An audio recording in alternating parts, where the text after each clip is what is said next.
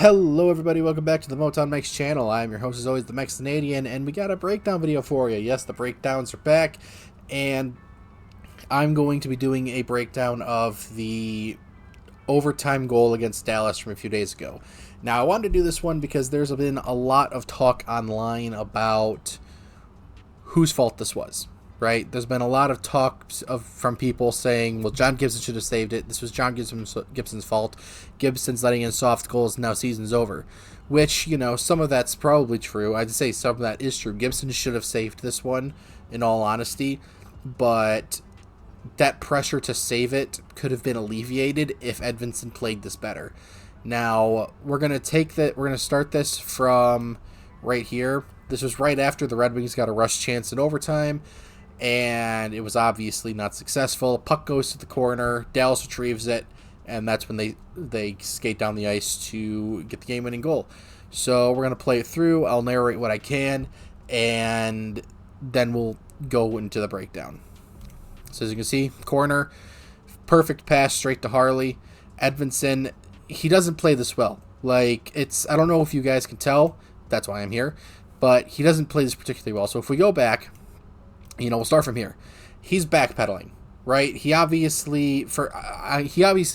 have expected this to happen because it's overtime. Harley is the only green jersey back, and so in overtime, you have to play it safe, right? You have to play it safe defensively, because if you don't, you're opening yourself up to, 2-on-1s, 2-on-0, stuff like that. So Edvinsson, you could see, was already back towards the red line. The problem was he didn't start actively back checking until Harley was already, right around. Harley was right here. Edvinsson was right around here. He didn't start actively back skating until back skating in a defensive posture until Harley was already at the red line. And by then it was too late. Harley was already pretty much at full speed. Nothing Edvinsson could do back skating.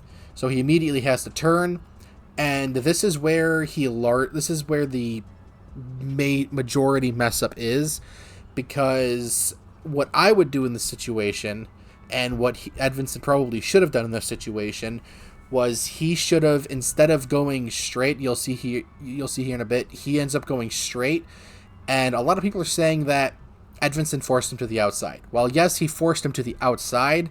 He didn't force him out to where a defenseman should force somebody out, especially if they're one-on-one.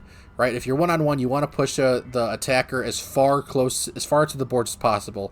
The farther they are out here, the harder it's going to be for them to score around the goalie who's over here. So we'll watch through it. Edvinsson, see, he doesn't cut. What you want to do, we'll go back a bit.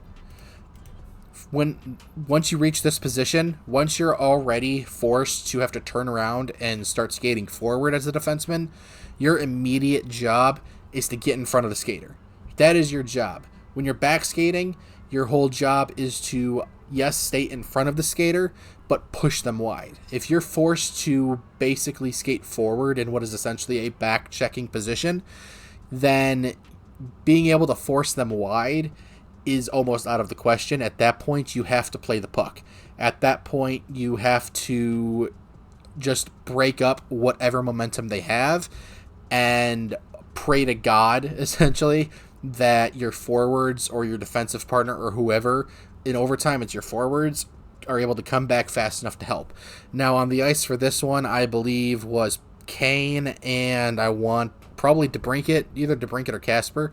So they were all obviously they were in the corner when this play happened.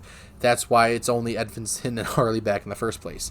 But as we go through it, you'll see right about here, he should have done this back here. Realistically, like I said, he should have done this back here and cut away. But he didn't start cutting, so instead, he keeps going straight. He's not forcing Harley out at all. If anything, Harley's forcing himself out farther. But look at all the space he's giving Harley. This is a solid 7 to 10 feet of ice space that he's just given Harley. And probably not 7 to 10. It's at least 7 that he's given Harley to cut towards the net to get a better scoring opportunity. And he keeps going. Obviously, Harley, he gets closer, and Edvinsson is at this point, he's just got to go for the puck. He's just swiping, hoping to swipe at the puck. But since he didn't cut, he made his job a lot more difficult. Since he didn't cut immediately into Harley's path. If he cut immediately into Harley's path, then obviously the gap would have been smaller. Harley would have been forced to shoot sooner.